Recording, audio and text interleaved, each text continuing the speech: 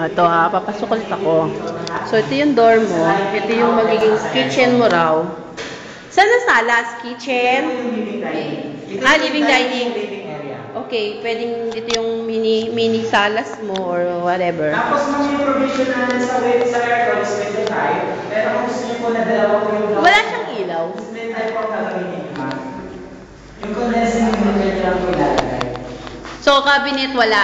Wala siyang cabinet. Yung cabinet, part na po ng improvements yung pag nagpa-renovate po kayo. Tapos kami yung provision natin sa lighting, kayo po provide ng mga lighting fixtures kung ano po type yung gusto nyo. May mga wiring po yan, naka-ready na po lahat yan, ma'am. Papa-activate na lang natin sa admin office. Patingin ng CR. Tapos ma'am, kung gusto nyo po makita tong unit after today, i-request nyo lang po yung key sa admin office habang pinaprocess po yung clearance ninyo. Kung gusto nyo from time to time, bumisita po kayo dito, or kung may plans po kayo ng renovation. May water na to? If I open this, meron na wala pa? Try nyo ma'am, kasi ayoko, mababasa. Meron? Hindi pa total siya activated for testing lang yun ma'am. Papa-activate, bali one day activation po ito. Teka lang, paano yun? Hindi alam ni Grace na dito to. Yung mga cabinet, yung tinignan namin, yung rep mo, nakatago, nasa loob ng cabinet. Ayun ma'am, yung rep mo kasi pinalagyan siya ng cabinet talaga para kininclose siya. Pero yung location yun ma'am dito yung rep nyo, dyan po yung range nyo.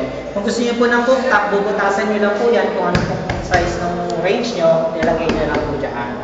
Kung freestanding, yun po sa gilid nila. Nahihila pa ba to o naka-fix na to? Fix na yan ma'am, typical po yan sa lahat ng unit dyan, layout pag corner. Ay, end unit pa lang ang pag-end unit. Ganun, pero hindi na yan. Typical yan.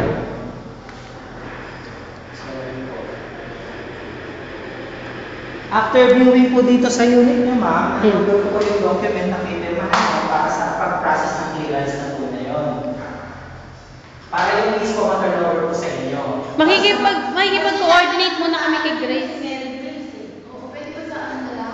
December na din niya eh. Mga anniversary ka December. Ma'am, kasi yung unit may procedure po kasi tayo sa turnover.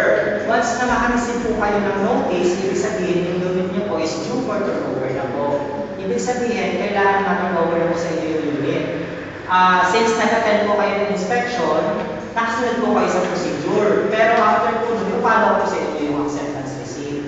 Kasi ang kailangan po ma-turnover na yung unit sa inyo eh. Oo nga, kaso... So since inauthorize si ma'am, in behalf of Miss Grace, so kayo po magpaano ng acceptance receipt niya, tapos yun po itong forward ko sa head office ng FRDC. Papalaw nyo lang po sa accounts management yung clearance para ma-release po yung keys sa inyo. Yung keys po nasa admin office. I-assist po kayo ng right after dito sa inyo. Pero, ano mo, sabi mo, Wait lang. Tapos yung concern nyo regarding yung sa turnover, yung mga sinasabi niyo sa akin kanina, i-relay po yun sa customer relation ng MRE. Since ipapalo up po yung clearance sa kanila, i-relay po yung concern sa unit. Kasi ma'am, as per